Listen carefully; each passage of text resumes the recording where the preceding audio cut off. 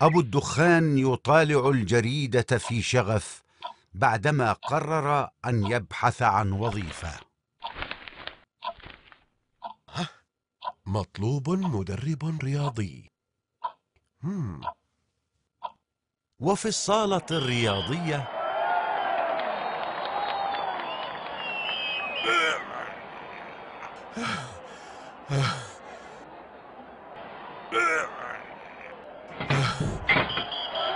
لعبة أخرى يحاول أن يلعبها،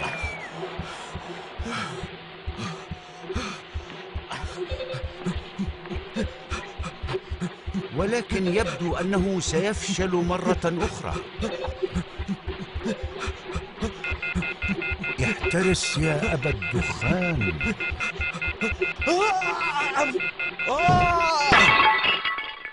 وهكذا بدأ يبحث عن وظيفة أخرى.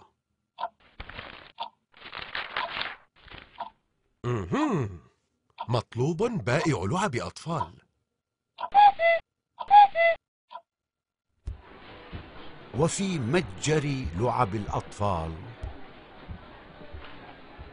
بدأ أبو الدخان بممارسة عمله بنشاط، وفجأة يعود لعادته السخيفة. سأشرب سيجارة دون أن يراني المدير.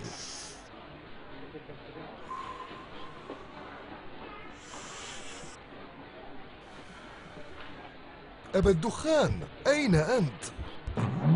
يا للمصيبة، لو رآني أدخن لطردني من العمل. فيبحث عن مكان يخبئ فيه سيجارته. ماذا تفعل يا أبا الدخان؟ كنت أرتب الألعاب في الصندوق. إذن كن حذرا من هذه الألعاب النارية. ألعاب نارية؟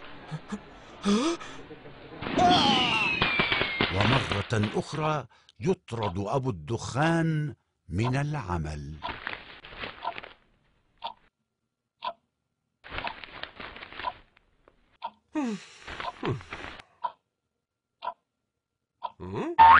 مطلوب مدخن؟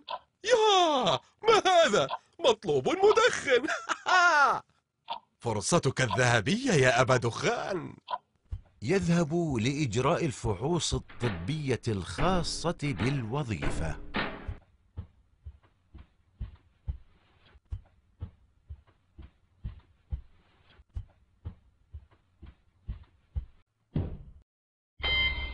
نتائج الأشعة الصدرية سلبية. نتائج قياسات القلب والشرايين سلبية. تحاليل الدم مروعة.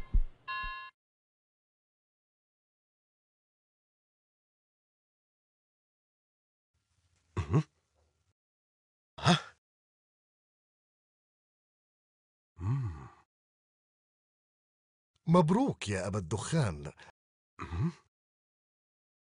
أنت بالضبط الشخص المناسب للوظيفة.